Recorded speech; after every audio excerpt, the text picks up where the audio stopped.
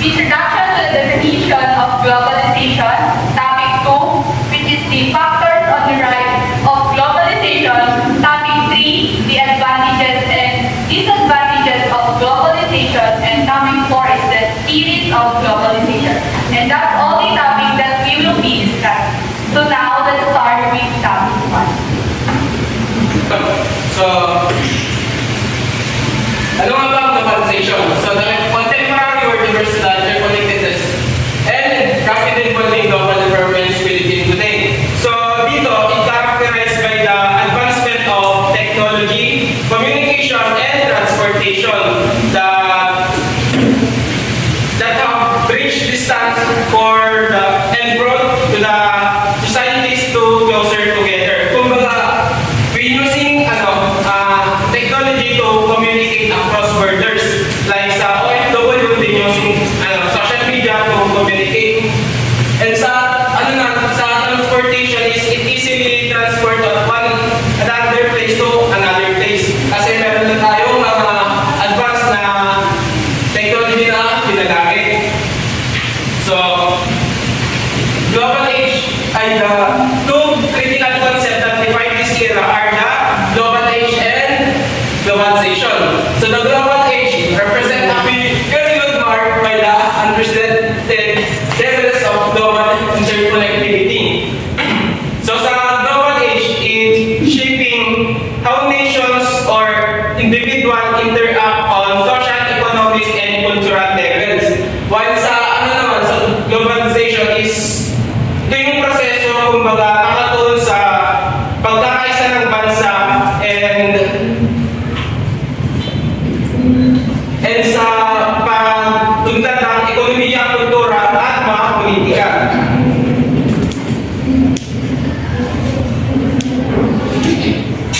So, globalization dates back from 1930 where si Charles Taze Russell, siya yung unang gumamit ng term of globalization and he published in title Towards New. In the early 1960s, French economist Francois Perrault used the term context closer to its modern meaning, referring to mondialization or worldization. So, ano nga ba pinagkaiba o pagkapareho ng mondialization sa worldization? Ang mondialization, ito yung tumutukoy sa pagkakaisa ng proseso sa ekonomiya, kultura at politika. Ganun din sa worldization. Tumutukoy o nagtutuon ng pansin sa ekonomiya, kultura at politika. Pero mas nagtutuon ang mondialization naman sa pagkakaisa ng mundo at reliyon. Habang sa worldization naman nakatuon dito yung mga tao at sa komunidad.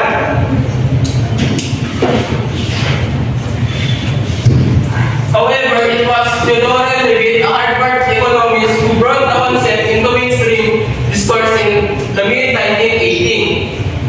But Levitt is a popularized globalization in business context. It's an integration of markets. Si Levitt kasi siya yung advancement using the technology in communication and solidifying its contemporary relevance. So, we have the 5 examples here: the economic globalization, socio-cultural globalization, technological, political, and environmental globalization. So, magbibigyan na ako ng mga halimbawa. Dito sa economic globalization, this is the presence of multinational companies. Like in the Philippines, we have the McDonald's, Unilever, and Shopee, which is bringing forced investment and more employment opportunities. So sa socio-cultural globalization naman, dito yung popularity of K-pop and K-drama, where among Filipino demonstrate or exemplifies watching or listening their culture, I should say. So sa technological globalization naman, the widespread of using social media platform, using their Facebook, Instagram, TikTok, Messenger, and etc. So, among Filipinos, demonstrate using social media to communicate across borders, to talking to their family or loved one. So, last but not the least is the environmental globalization. So, the Philippines is deeply affected by the climate change. Climate change, and ito yung mga issue na ating nararanasan like El Nino and air pollution. And also, ito din yung mga nararanasan ng iba pang bansa kung baka pabago-bago yung klima. Ganun. So, sa political globalization pa pala is the Philippine participation in the international organization in United States and ASEAN region, where dito pinag-uusapan yung mga policies and mga rights ng mga tao and yung political and yung mga issue and also the environment, kung sa ekonomiya, kung sa pagkakaisa at pag-unat ng ating mga bansa. That's all. Sa globalization, ano nga ba ulit ang globalization? Ang globalization ay ang pagsama-sama ng mga bansa dito sa buong mundo na dinamarkahan ng lumalaking ugnayan at pagtutulungan. Ito ay nangyayari sa pamamagitan ng pakikipagpalitan ng produkto, serbisyo, kultura at impormasyon. Maraming epekto ang globalisasyon sa ating buhay, katulad na lamang ng una, sa ekonomiya. Lumalawak ang kalagalan at pamumuhunan sa buong mundo. Halimbawa, ang BPO o ang Business Process Outsourcing sa Pilipinas. Ibig sabihin, nagtatrabaho ang mga Pilipino sa mga call center o iba pang mga serbisyo dito sa kumpanya ng ating bansa at sa ibang bansa. Lumapit naman tayo sa social, cultural. Dito naman ay ang palitan sa kultura sa pamamagitan ng global na media at entertainment. Dito ay nakakapanood tayo ng mga movie, mga music sa ibang bansa. At ganoon din sila sa ating napapanood nila ang ating mga movie at narinig din nila yung mga ginagawa natin mga music dito sa ating bansa. Nakakakilala din tayo ng mga iba't ibang tao mula sa ibang bansa sa pamamagitan ng social media. Lumapit naman tayo sa teknolohiya. Ngayon, mas napapadali na ang ating pakikipag-ugnayan sa ating mga mahal sa buhay na nasa ibang bansa dahil sa tulong ng teknolohiya. Nakakausap natin sila through video call at saka mabilis na rin tayong nakakakuha ng informasyon dahil pwede na tayong magsaliksik through online. Lumako naman tayo sa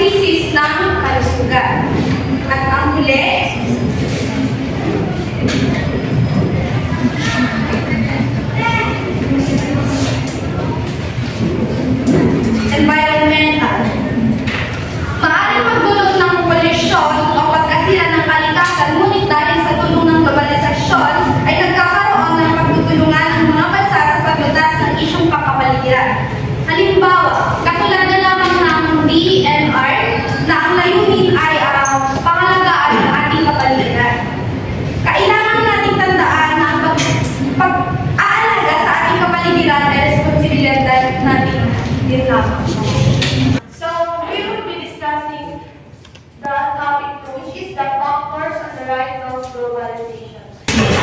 So the first one is advancement in technology. So rapid innovation in communication through internet, smartphones, dahil dito is mas napapadali na yung pag-communicate natin through anyone and anywhere. Gaya na lamang ng smartphone ay ng Facebook, TikTok, is nakaka-communicate na tayo ng mas madali. So sa airplanes naman is mas napapadali na yung pag-transport natin ng goods, not only goods but the people also, nakakarating na ng mas mabilis and mas efficient na nakakarating. So the next one is economic liberalization. So sa economic liberalization naman is, ito yung mga policies na nagpropromote ng free trade and reduce tariffs para mas mapadali ito yung pagbayad ng mga business na across the borders. So, dahil dito is pinapalakas na yung pinapalakas na yung economic growth. And marami na din bansa ang nagbubukas ng kanilang economics to the foreign investors, which is dahil dito is mas nag-create na sila ng mas maraming jobs and gusto sila ng operations in different parts of the world. So, ang next is global trade and investment. So, ang global trade and investment is ito yung nagko-connect sa economy and nag-create ng interdependence. And pinapayagan niya ito na pinapayagan niya ang mga bansa na mag-specialize na mag-produce ng certain goods and services na makatong sa economic growth. Kunyari na lang is may isang bansa na nag-specialize sa technology and may isang bansa na nag-specialize sa culture. So, pwede silang mag-exchange goods and makakapag-benefit pa kasi mas dalawang yung branch ng yung specialized products or goods. So, ang number 4 ay cultural exchange and media. So, dito naman is ito yung parang sa Hollywood, yung K-pop and mga K-dramas. Dahil dito is mas nalalaman natin yung mga culture nila dito. And yung kung ano yung mga perspective nila and yung kung ano talaga, kung ano nga ba yung ginagawa sa culture nila. And mas, dahil dito is mas nag-create siya ng sense of shared experience and nag-create siya ng global awareness para sa iba't ibang bansa and sa mga tao. So, ito din yung nagbibigay daan para sa cultural exchange and understanding ng isa't isa. So, the last one is political development. So, political development, ito yung mga international cooperation na nagsusupport sa globalization. So, yung mga international organization like United Nations and yung mga trade agreements like ASEAN is, ito yung mga and other international organizations as sila yung mga nag-provide ng platform para sa mga bansa para mas makipagtulungan sila sa isa't isa and sa mga pagtulungan sila isa't isa sa mga darating na mga issues like climate change and trade, securities, and dahil ito is nag-promote ito ng global governance and pagtutulungan ng isa't isa. So, marami din mga political ideologies ang sumusuporta sa globalization, sa interdependence at globalization ng iba't ibang bansa. So, dahil dito is mas nare-recognize nila yung benefits of globalization para sa economic growth and global problem solving. Yan lang po. The global labor market. So, ano nga ba yung global labor market? So, ito po yung mga workers or yung mga businesses na galing sa ibang bansa na nag-i-invest sa iba't ibang bansa din. At meron tayong dalawang types nito. Yung number one is yung outsourcing o yung mga bansa na makayaman na meron business tapos gusto nilang makasave ng money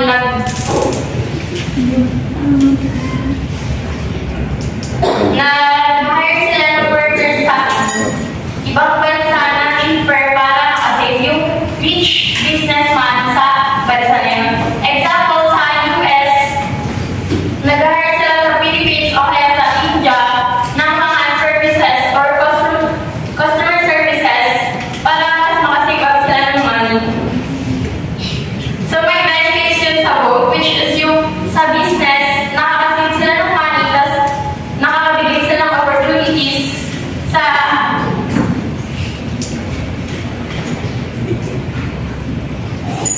ibang tao, sa iba't ibang bansa. Tapos doon naman po sa mga workers is nagkakaroon sila ng opportunity na mas mataas yung sahod nila kapag pumasok sila doon sa hiring na rich country sa business na yun. So, next is the transportation innovations. So, ito naman yung improved ways na pag-move ng goods o kaya yung mga tao sa one place to another. So, example nito is yung electric cars o yung mga Tesla, ganun na instead of gasoline is batteries yung ginagamit nila na nakakasave sa air pollution sa cost ng fuel. Sa self-driving cars din, so yung Waymo or yung WAYMO, tsaka yung Tesla is nagde-develop sila ng cars na nag-self-drive na kinokontrol ng AI o sensor para kapag lasing yung mag-drive, safe siya makakadating sa barilo. So, meron naman yung self-delivery ng goods, which is yung drones, is nag-research yung ano na yun? Amazon. Nag-research sila ng para iba sa remote area, yun sila mayaman mag-deliver. Tsaka yung pag matagal, kasi kapag meron pa yung nag-car sila, which is kapag drones is hindi pa dalang kahit malayo pa or kahit wala masyadong high pace, ganun is same pa rin yung goods or yung products. So next is yung educational and knowledge exchange. O yung mga nag-exchange lang ng ideas, researches, para magkaroon ng improvement yung iba't ibang klase ng tao, yung mundo. Tapos, example nito is yung Students Exchange Program. So, yung Students Exchange Program is, example nito is yung Japan. Pupunta siya sa US para nag-study doon, tapos maka-learn siya ng English and yung culture natin. Tapos, doon lang tayo sa online learning platform. So, kung free club kasi kami, meron kami subject dun sa second sem namin na mag-apply kami sa Coursera or Khan Academy para tapusin yung course doon. Tapos, sa course na yun, kailangan mo muna manood ng video or educational video about sa course na pinili mo, tapos mag-quiz ka para maipasa mo yun. So, yun is available siya all over the world basta meron kang internet. Tapos din naman sa collaborative research project, yan po yung lahat ng country is nag-collab para maka-research. Example nito is yung NASA tsaka European. Alam mo natin lahat yung NASA na nag-research sa ano pa para maging aware tayo agad kung ano yung gagawin natin. If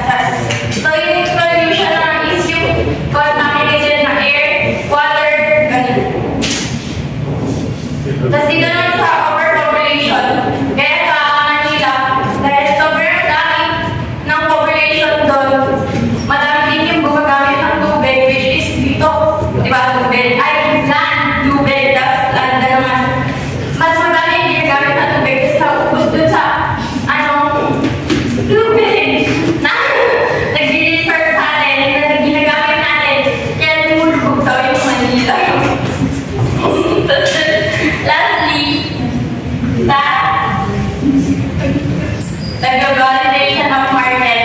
So, dito naman is, di ba yung sinabi sir sa Japan, naglalak sila sa agricultural. Tapos sa Philippines naman, which is, alam naman natin na naglalak tayo sa technology. Sorry po. Tapos, yun, tayo, nag-supply tayo ng agricultural sa Japan. Tapos yung Japan naman is, nag-supply sa atin ng technology para mas mapa-improve. Tapos, nagkakaroon ng connectedness. Tapos, mas napapataas nito yung interdependence. Tapos, dito naman is, syempre, facilitation nila yung product na yun. So, gagamitin natin siya na standardized or hindi basta-basta siya sisira. Ganun. Yun lang. I'm Lauren Jin Emerline. I will discuss the advantage of globalization. So what is globalization again? Globalization refers to the increase of interconnectedness and interdependence of the world economy, socio-cultural, technology, and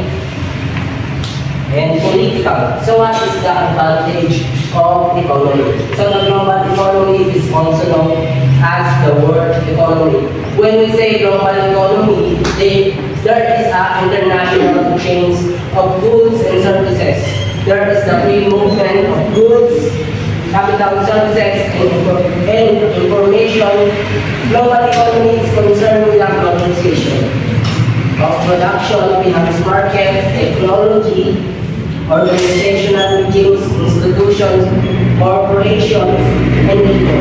When people say in a global economy, they are talking about interdependence. When we say interdependence, there is a connection, there is a relation. May pagkakaignay ang bawat isa. Global economy is expanding since the emergence of transnational trade and increased exponentially due to the increased rate of communication. Okay, so there is the advent of the internet. The global economy has become relevant for many businesses than before in the past only large corporations. Ang tawag kasi sa matataas na kumpanya is multinational. Ito po yung mga Shopee, Lazada, and Adidas. But today, kahit na maliliit na business is pwede na po tayo makipalitan ng mga product within other companies. Next is social-cultural. A social-cultural advantage refers to the benefits that arise from social and cultural factors such as shared values, traditions, norms, and community support. This advantage can influence individuals, group society, and various ways. Some example is stronger social connection. Ang matibay na ugnayang panlipunan ay nakakatulong upang mabawasan ang alitan, mapalakas ang tiwala sa isa't isa at mapanatili ang kapayapaan ng isang komunidad. Tulad na lamang ng pandemic is nandiyan ang ibang bansa upang tulungan tayo. At hindi lang yun, ma-improve pa tayo sa mga language and foods nila, tapos yung mga outfit, ma-adapt natin. Next is technology. Technology is offer numerous advantages across various aspects of life. Dito is madami tayo matutunan na magandang aral. Noong kasing pandemic is nung pandemic kasi is napadali yung kahit na malayo sila is na parang nanimit na rin natin sila because of technology. Tapos napapadali din yung mga gawain ng magsasaka. madami pang iba. Next, politics. Political. Advantage of political globalization refers to the benefits that arise from the increasing integration of political systems, institutions, and policies across nations. Disadvantages include enhanced global cooperation, conflict resolution, improved human rights, stronger international law, and the spread of democratic values. Number one na is pandaigdigang kooperasyon. Nakikipagtulungan ang mga bansa sa mga tulad ng pagbabago ng klima, terorismo, sa pamamagitan ng mga international na organisasyon gaya ng United Nations at World Health Organization.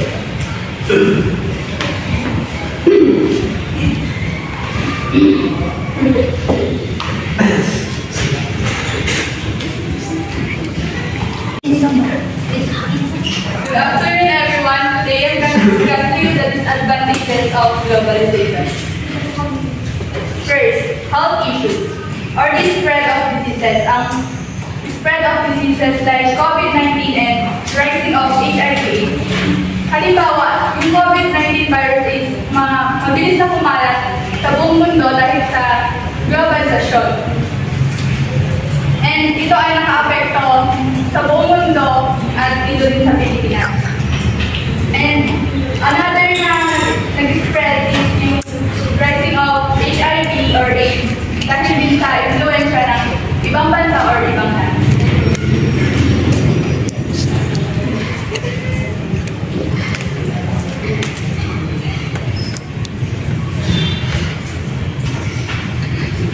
Number 2 is culture loss or ang pagkawala ng kultura.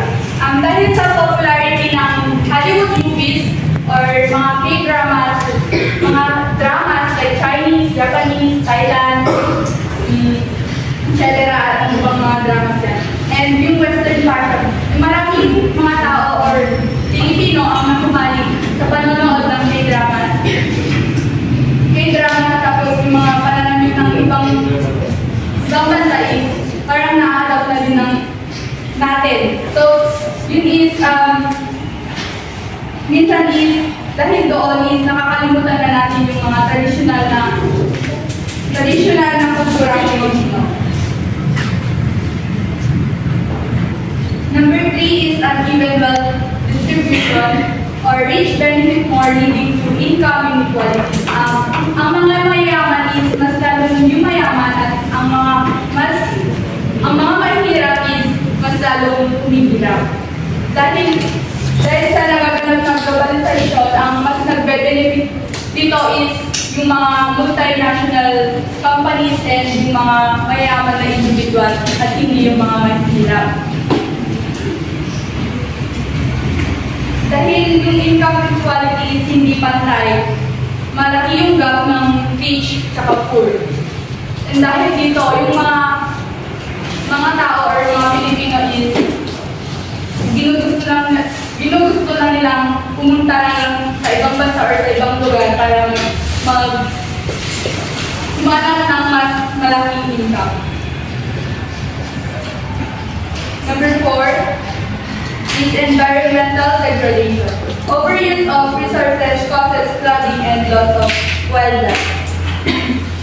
Madalas kasi is sinasamantala natin yung mga likas na yaman ng Pilipinas. Gaya ng pagpuputol ng puno or ang tinatawag na deforestation. Ito ay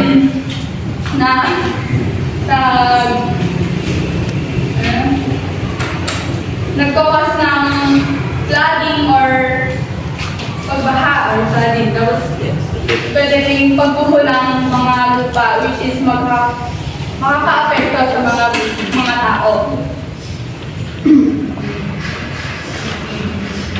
And yung isa din is nakaka-apekto sa global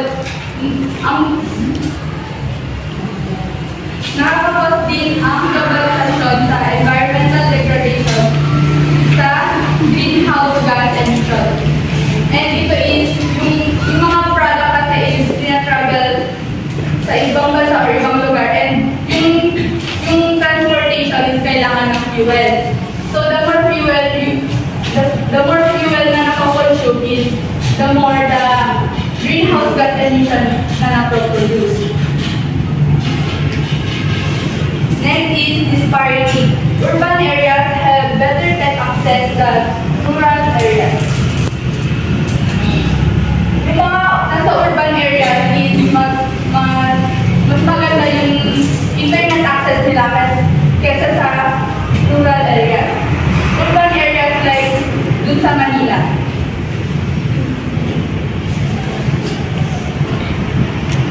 And dahil sa rural areas is nahuhuli or limitless lang yung access nila sa internet,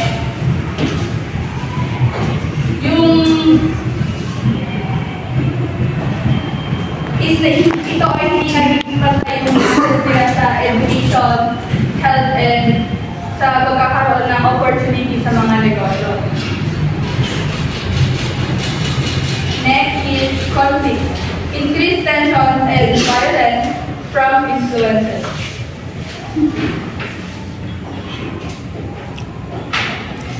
Ang pagpasok ng mga ideya at pera mula sa ibang bansa ay maaaring magpalala sa alitan ng mga ibang bansa. Lalo na sa mga lugar na may mga grupong rebelde. Halimbawa sa Pilipinas, mga rebelde is mas lalo silang nagiging malakas or nagkakaroon sila ng power. Mas nagiging malakas sila dahil sa influensya ng ibang bansa. And bukod dito, ang pagbabago sa kultura dahil sa globalization ay nagkakaroon din ay pwede rin magkaroon ng alitan sa pagitan ng mga tao. Number 7 is the cutthroat competition. Small businesses struggle against big retail chains. Ito is yung mga maliliit na tindahan or maliliit na negosyo is nahihirapan silang makipag-compete sa mga retail chains gaya ng SF at Robinson. Dahil yung SF at Robinson is nakakapag-alok sila ng mas mababang presyo. And dahil doon is yung mga maliliit na business is pwedeng magsara at yung mga maliliit na negosyo is pwedeng magsara at ito ay maaaring bumagsak ang traditional ng mga pamilya.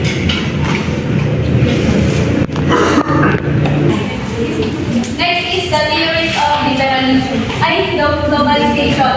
And first is theory of liberalism. So, from the word liberalism, it is a freedom or kalayaan ng bawat isa, and it supports the democracy, free trade, and human rights. And sinasabi dito na maaaring magtulungan ang isang bansa at makamit ang kapayapaan sa pamamagitan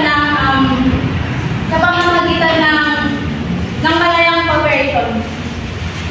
An example is Philippine participation in the World Trade Organization.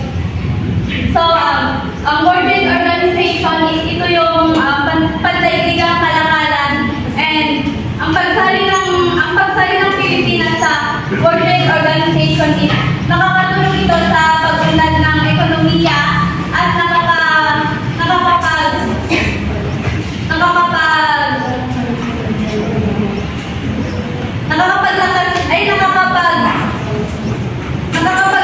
din ng ugnayan sa ibang bansa at sa ibang pang bansa. Next is theory of political realism. So dito naman is countries act in their own best interest naman is, ang idea na ang mga bansa ay gumagawa sila ng decision para sa kanilang sariling interest. And nakatuon din dito yung pagkuha nila ng kanilang kapangyarihan upang ang bansa dahil ang bawat bansa ay nagkakaroon ng competition. Example, Philippine handling of the South China Sea. Hinarap ang Pilipinas ang issue sa South China Sea and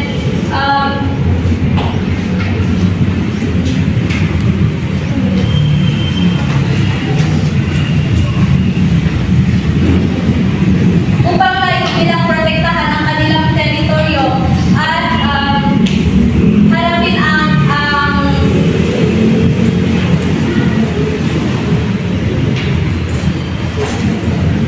at ipaglaban ang kanilang karapatan sa pinag-aagawan nila ang karagatan. And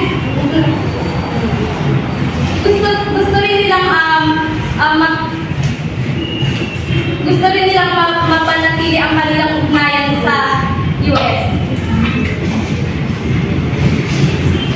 Next is Marxist theory or Marxism. So, ang Marxism is ito naman yung pinapalakas ang mga mayayamang bansa at malalaking kumpanya pero pinapalala nila ang kalagayan ng mga mahihirap sa bansa. Example ay yung OFW workers. Ito ay madalas hindi trinatrato ng tama and mababa ang kanilang pagsahod sa kanila. Habang ang mga malalaking kumpanya mula sa ibang bansa ay kumikita ng malaki sa Pilipinas. Next is constructivism theory. So constructivism means that what is acting on the world stage is not just about power or money.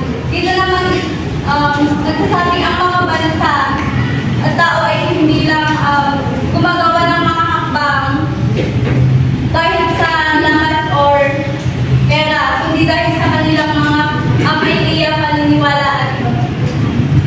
Example, after the devastation of Typhoon Haiyan in the Philippines. Nang tumama ang bagyong Haiyan, marami ang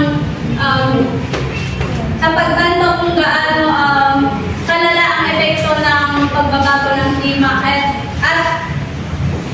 dahil dito mas naging aktibo ang mga tao sa pagsulong ng hakbang para protektahan ang kanilang kalikasan.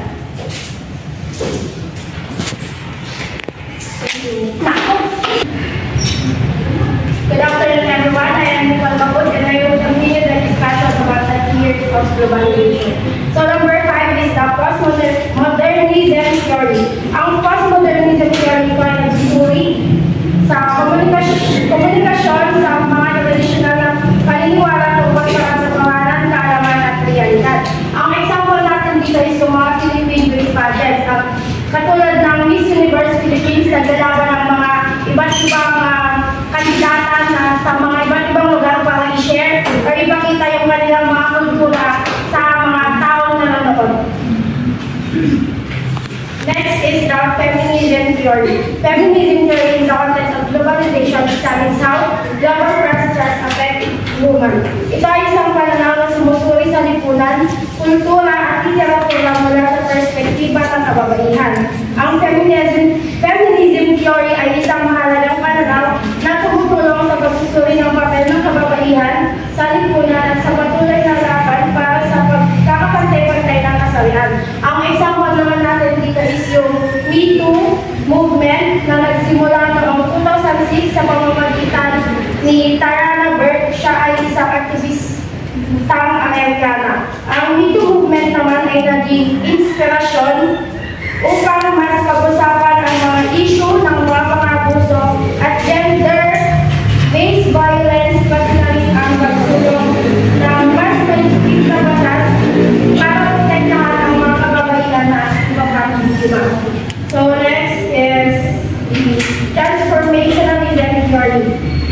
Ito naman ay isang pananaw sa pagbabago ng lipunan na nagsasaad ang mga kultura, ekonomiya at politika ay hindi nananatiling pareho kundi patuloy na nagbabago dahil sa globalisasyon. Katulad na lamang, ang sa mga naman po natin dito is yung mga digital platforms. Dati, wala tayong kung bumibili tayo ng mga gamit or mga kailangan natin mga bagay, ay pumupunta pa tayo sa mga market, sa mga shop, naman.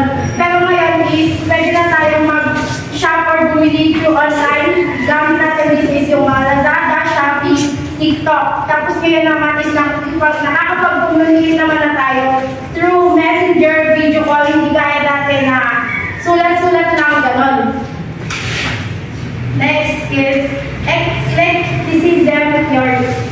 Ito naman ay isang practical at flexible na diskarte na gumagamit ng pinakamahusay na ideya mula sa iba't ibang mapagkukunan upang makabuo ng mas epektibong solusyon o pananaw.